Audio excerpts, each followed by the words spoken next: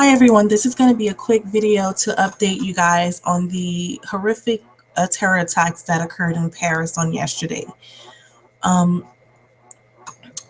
as always, we have to keep these people in our prayers. These attacks were unexpected. No one can really prepare for them. Um, but so we just need to keep them in our prayers.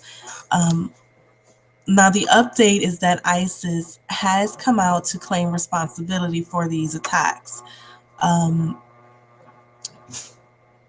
this is, of course, the militant group that has been spreading their message of the Islamic State and spreading terror across the globe. But yes, they have come out to claim responsibility for these attacks that occurred in Paris.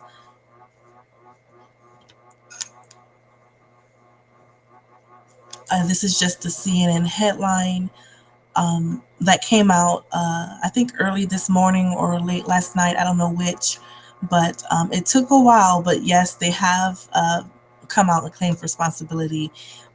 Before, they were just kind of voicing their support for these attacks. And I think there was a handful of people who actually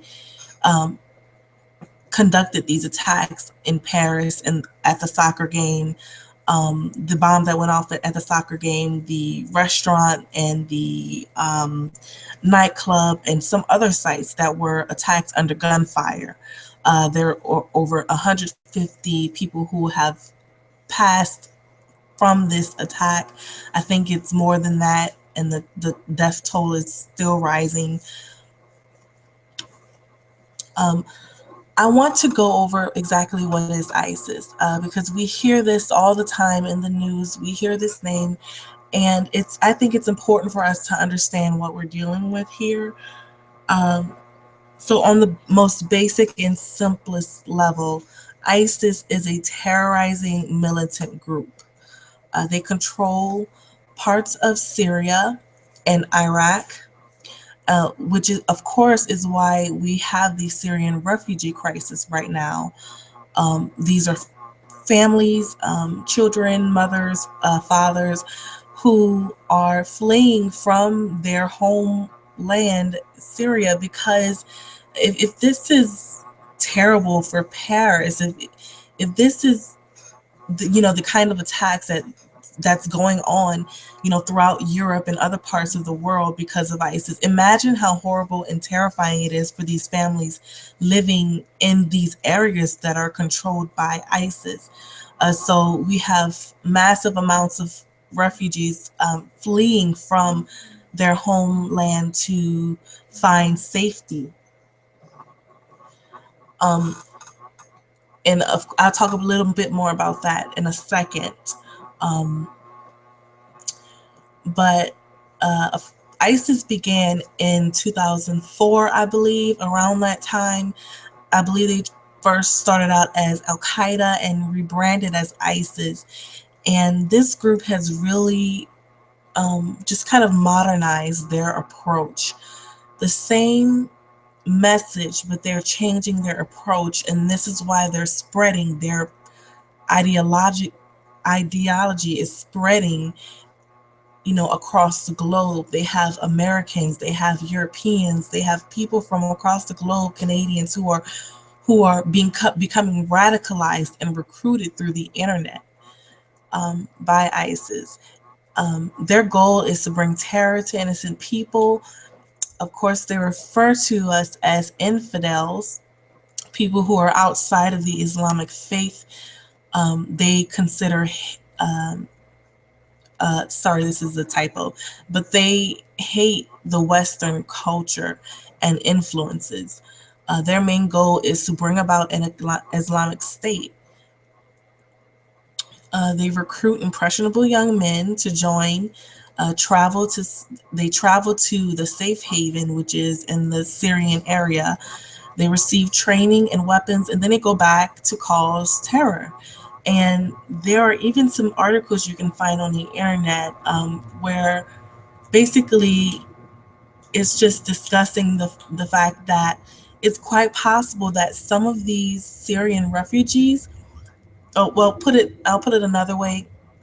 Some of these terrorists could possibly be disguising themselves as refugees. This is a very dangerous um, idea to think about, but it is a possibility. Just do the research yourself. And, now we have these attacks happening in Paris.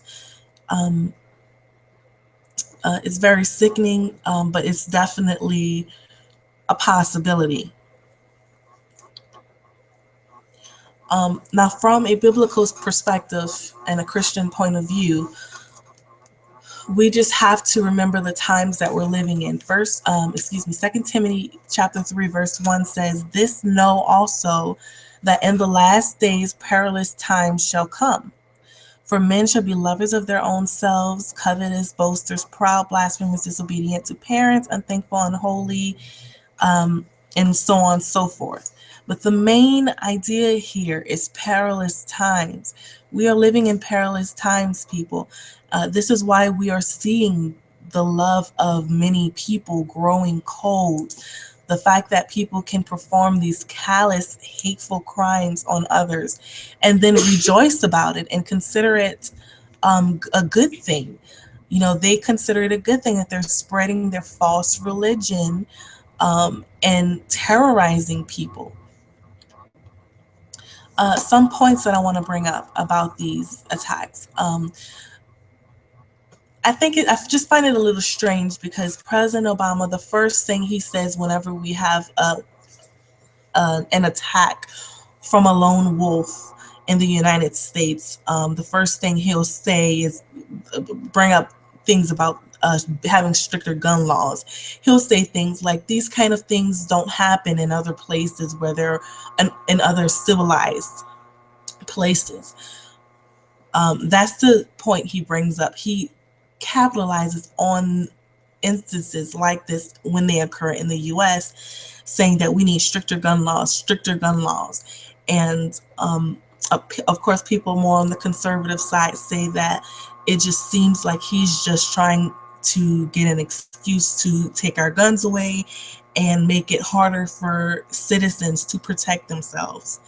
Um, Now, with that said, Paris has strict gun laws, and no one is allowed to own a gun without a sporting or hunting license, um, as far as I know. So these are very strict laws there. They're stricter than America is on guns. Um, this discredits the notion that more gun laws will prevent bad people from doing bad things. So it wasn't very difficult for these people to launch these attacks, even with their strict gun laws. The other point I want to mention, I just want to talk about how will this be used against us. We know that the elite, the government officials, and others who promote the idea of a one world government, and this plays into end time Bible prophecy, because the Bible does prophesy that a one world government and religion will rise into power in the last days. And we already know that this is not a secret. The U.S., the UN, the United Nations, all of these countries and cities are uniting under this Agenda 21 idea, because they want to unite the world into a one world system, a one world government. And this is the kind of stuff they do. I'm not saying that this attack is staged, because I don't believe it is. I think this is real. This actually happened. But they will use these instances to bring about their agenda.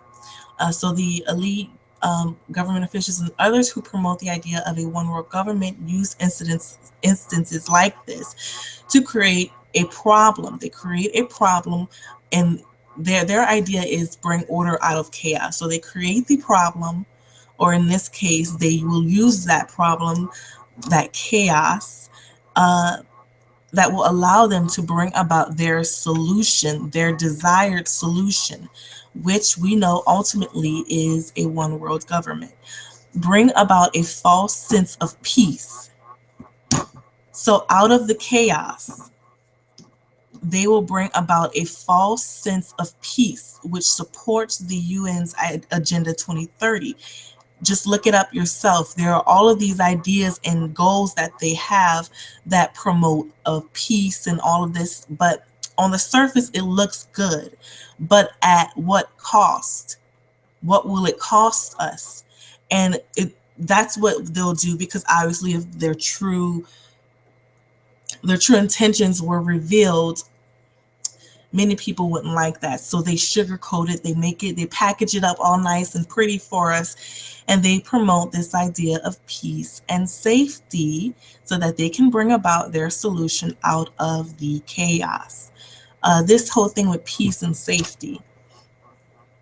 1 Timothy 5, verses 1 through 10 says, "But other times and the seasons, brethren, ye have no need that I write unto you, for yourselves know perfectly that the day of the Lord so cometh as a thief in the night. For when they say peace and safety, then sudden destruction cometh upon them, as travail upon a woman with child, and they shall not escape." Peace and safety, this whole idea of peace and safety. We should not be deceived. But ye, brethren, are not in darkness, that day should not overtake, that day should overtake you as a thief. Ye are all children of light and the children of the day. We are not of the night nor of darkness. Therefore, so basically, if we are vigilant and we know the signs of the times, then this day will not come upon us as a thief in the night. Therefore, let us not sleep as do others, because we know lots of people are not aware of these things that are going on. Even the church is asleep when it comes to a lot of these things that are happening in the world. They're not discussing this. So we must not be asleep. We must be awake. But let us watch and be sober, for they that sleep, sleep in the night, and they that be drunken are drunken in the night. But let us who are of the day be sober, putting on the breastplate of faith and love, and for an helmet the hope of salvation. That is our hope in Jesus Christ. For God hath not appointed us to wrath, but to obtain salvation by our Lord Jesus Christ, who died for us, that whether we wake or sleep, we should live together with him. Wherefore comfort yourselves together and edify one another, even as also ye do. This is the message that I want to bring to you today, that even out of all of this chaos, even out of all of these things that are happening in the world today, this is our hope. We know that these things will happen, but if we stay awake and we stay engaged in the times and what's happening, then these things will not catch us like a thief in a night, because we will be aware and we will be awake, awaiting the hope that we have in our salvation. This is the message that I want to bring to you today. So we should lift each other up. We should comfort each other and edify one another. Let's build each other up and not bring each other down. So that is the message I want to bring to you today. So just stay in prayer for Paris, and just stay awake. Okay, thank you.